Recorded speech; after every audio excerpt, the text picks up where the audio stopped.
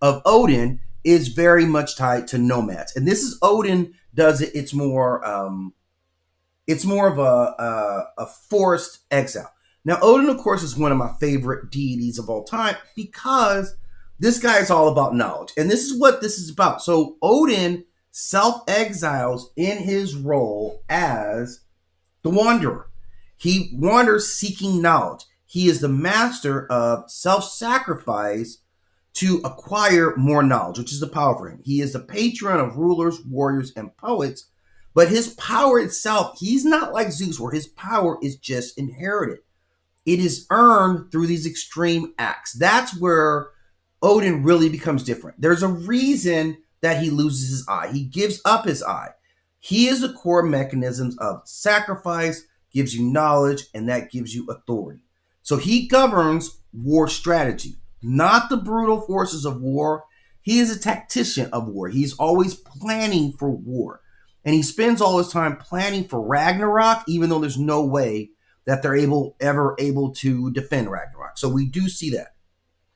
He is about fate being awareness. Like, because he gets this knowledge, it becomes almost torture for him because he realizes not only is Ragnarok going to happen, that there's nothing that he or anyone else can do about this coming disaster. He also learns magical systems. Most of the time when we hear about magic, very rarely is it associated with the male deities. But in this case, Odin, hello there, styles by Ashby. Hammond, Ham, Kana, Amuro, you absolutely are on point with that. So this is where Odin is. He comes obviously from Norse culture. We know this about him. This is Germanic. This is Scandinavia, Norway, Sweden, Denmark, and later Iceland, where was the region that he was predominantly known in. Right. Now his worship obviously goes way back. A thousand years before this era, common era. So we're probably at like 1,500 years approximately of Odin worship. Or talking about. He's one of the earlier forms as Wotan appears across Germanic tribes. So in their culture, he was very talked about. He was always looked after. And this is a deity because he would take on these guys as he wanted to wander around. Oh, that's a good analogy. Wow, Job, Dan, Odin. I've kind of seen this, and I think there's a measure of stickiness to it that deserves investigation. So I will look at those triads because I see exactly where you're going with that. Now, after Christianity, Odin somehow still survives despite everything, becomes Christian in nature.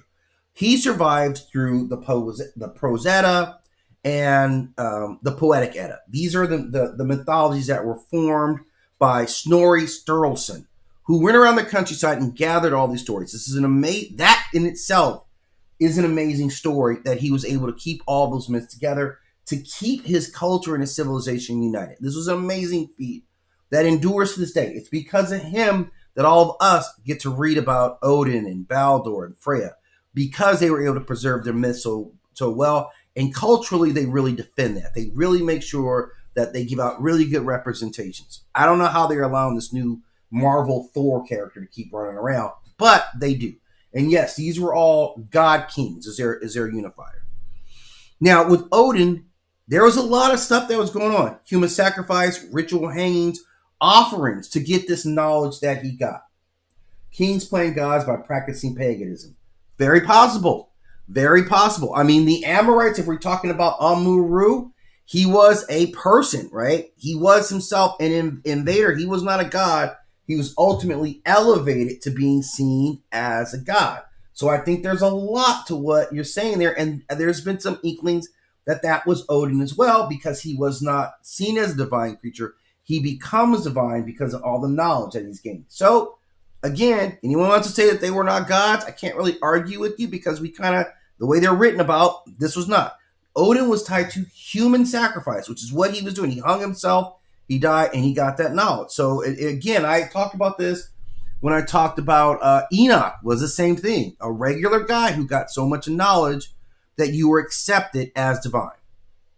Now, in this case, with Odin, whereas with Amuru, we were talking more about the acceptance of culture the outsider culture, the nomadic culture versus the urban culture, Odin is saying that knowledge is the highest form of power, right? Danites in the Bible chose after the Amorites. Danites, the Amorites, I think we're all. So again, when we talked about that area of the world, which Styles is bringing up here, there's so much like this group and this group. This was, I think, one of the most hotly contested areas of the world that we would see empires rise and fall to that. Like there must have been something in the soil, right? This is Fertile Crescent, right? So it must have been hella fertile to spawn all those civilizations. But in this case with Odin, power is not given. Power is taken after suffering insight. And the significant thing about Odin is when he loses his eye, he loses that eye for knowledge. And the key part is what it's saying is that he would never see the world the same way again.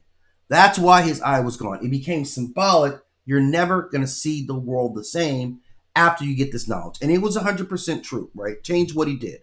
So this change, he understood that this is controlled chaos. It was not your job to control or stop it. He learned how to be strategic, manipulative. He's far more of a strategist than people give him credit. And in mythology, if you really look at it, he was the master of spreading that. And he accepted the inevitable, which is Ragnarok, which is a huge thing because it means that you're going to have an end, and he had to deal with it. There was no fighting off Ragnarok, despite the fact that I know before that he was running around saying, hey, let's get this place called Valhalla. Here's what we're going to do. Everyone who dies in battle, you're going to come to Valhalla because we're going to use you to fight off Ragnarok. Well, he was just doing that for fun because there was no fighting off Ragnarok. You were never going to avert Ragnarok. It was an inevitability. So what this changes him is to a planner of the cosmic conflict where he tries to preserve as much knowledge. Remember, this cycle, tick, tick, tick, tick, tick, tick, tick, tick, tick, ding, you're over, Odin. You and Freya, all them, but existence itself is not over. This is cyclical. So despite the fact that this world dies and gets consumed and he gets eaten and Thor gets killed, new gods emerge later. I think of Brangi. I think one of Thor's sons becomes prominent. I think he becomes so it's just a power cycle thing. The old power set is gone. It's replaced by a new cycle. And that's how Odin ultimately got to see it. But culturally, he was someone who valued, a culture that valued warfare and conquest to a degree, but they had respect for cunning over brute strength. That's something that always kind of reminded me of, like Odysseus, when we hear about the Odyssey, right? Cunning. They accepted death as inevitable and also as deeply meaningful, and they idealized the ruler archetype. He was the model for thinking, the first thinking man's king, and that is what represented his real power. That's where he got his real power from. He is elite power and elite structure at the same time. He is a self-exiled seeker. He's not passive. He's not exploitative. He is a wanderer in disguise. He is the knowledge hunter of all time. He is self-transforming entity when needed to adapt new cultures. He moved between the civilization and the wilderness all the time. So he was comfortable in the outsider role. You see him like one of the favorite. Now this is an interesting one. I like this one too. Let me see if I can find this here because some modern storytelling kind of leverages that. I'm going to find this character. If you're familiar with the Dragonlance series, Margaret Weiss, Tracy Hickman. They leverage now they come in, they're leveraging some Mesopotamian culture, right off the bat. So they talk about Tiamat, and that's kind of where they build their structure at. But if you pay attention, they've got another character in here. I'm going to bring this up for you guys that I think is Odin Stowe. I don't even think it's hard to see. I saw this character when I was first getting exposed to Odin, and this made me think about it right off the bat. Is this character that's going to show up here? Man, I hate when they get all these different kind of images. Let me grab this the old school way. Let me see if I can grab some. Come on. You got these new images, and they don't want you to be able to copy them and use them, but let's see if I can do it this way. Because this is a cool character. I think you guys need to look at this. Okay. This is the character here. In Dragonlance, this is Fizban, and he's supposed to be... Now, they represent gods, so they do have gods. Like Tiamat is a god. She takes kind of almost kind of human personified form, and she moves around. So the goddess Tiamat, and I think she has like a physical form, Takesis, I think something like that. But this is Odin. So they give him the role as the wanderer who accumulates all this magic, but he has god abilities. He knows stuff. He always acts like, oh, he's kind of forgetting. They make him kind of bumbling. But I always felt like this was the representation of Odin in that role of the gatherer of knowledge. He seems like he doesn't ever know what's going on, but he's the most powerful wizard of all time while he's there. So this was a role that I saw coming up in there, and I always felt like this was really good, ideal representation of Odin in that particular role of the outsider there. So the last one I'm going to talk about, and again, this is a triad, so we always do three. The last one I want to get out of this one, man, was this is my main man right here, man. This is my